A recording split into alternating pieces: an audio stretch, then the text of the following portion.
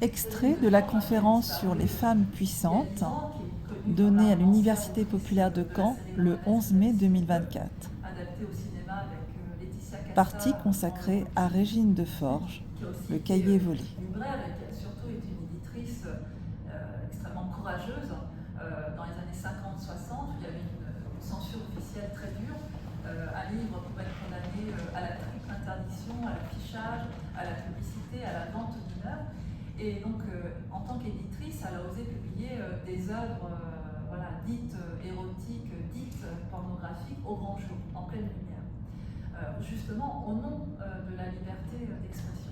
Alors ce qui est intéressant de constater, c'est qu'elle avait pour compagnon Jean-Jacques Pauvert, qui a publié au grand jour l'œuvre complète du Marquis de Sade, qui a d'ailleurs eu un procès en 1956 où de grands écrivains de l'époque, Georges Bataille, Pierre Klossowski, Jean Paulhan, ont témoigné aussi à ce procès.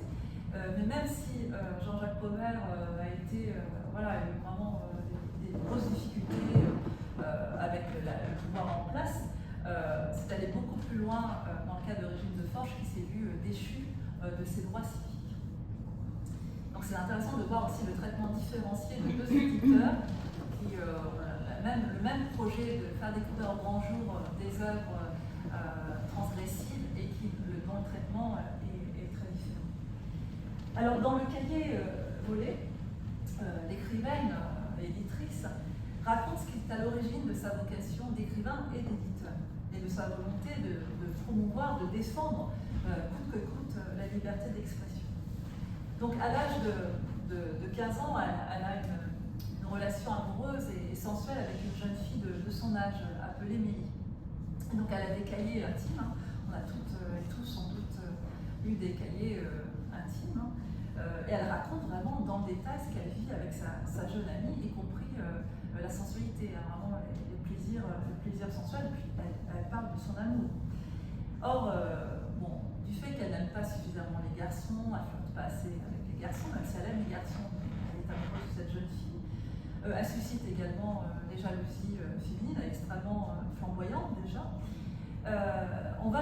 Par jalousie, par animosité, on va lui voler en fait ses cahiers intimes qui vont être lus publiquement sur la place du village.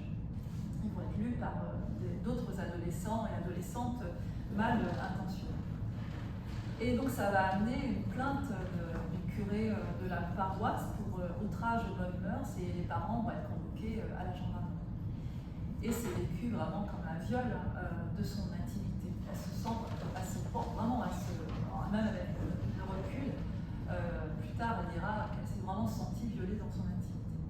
Et donc elle mettra des années à s'autoriser à écrire à nouveau, et c'est justement en rencontrant l'écrivaine Pauline Réage, autrice d'Histoire d'eau, qu'elle s'autorisera à nouveau à prendre la plume, et puis elle deviendra l'éditrice frondeuse que nous connaissons. Alors écoutons Jeanne, dont la chevelure n'est pas sans faire penser à celle de Régine Deforges, qui va nous lire un passage, donc cette scène fondatrice dans le cahier volé. Cette personne hagarde, sans âge, aux narines pincées et blanches, aux lèvres pâles et serrées, laide. Ce ne peut être moi, j'ai l'air de sortir d'une mauvaise tragédie. J'y entre et je ne le sais pas encore, mais mon corps l'a deviné, lui.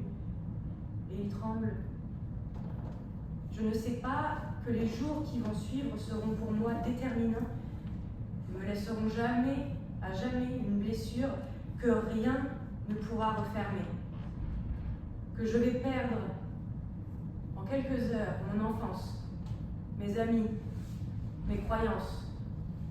Que je connaîtrai la lâcheté, la méchanceté, des gens qui cependant m'ont vu grandir.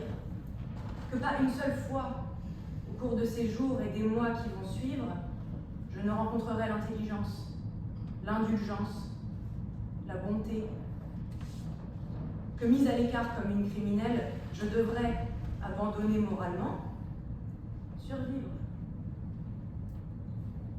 Que la peine à laquelle ils vont tacitement me condamner sera la plus dure que l'on puisse infliger à une fille de 15 ans.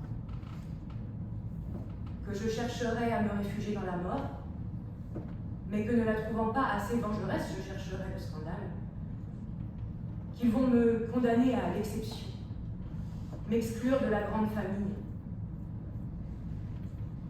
qu'ils s'écarteront de moi comme autrefois de lépreux, qu'ils me couvriront d'injures, me lanceront des pierres, me gifleront au coin des rues, leurs gamins gambadant autour de moi en criant « Tigresse! Oh, la tigresse !»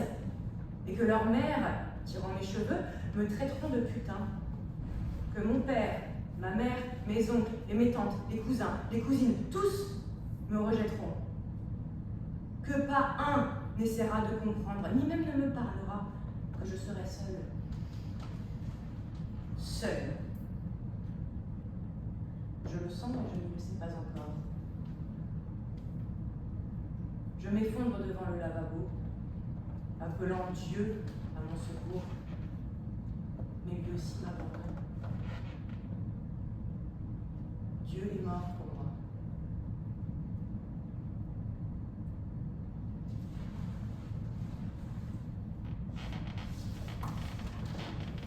Si les femmes sont appelées à naître comme des princesses,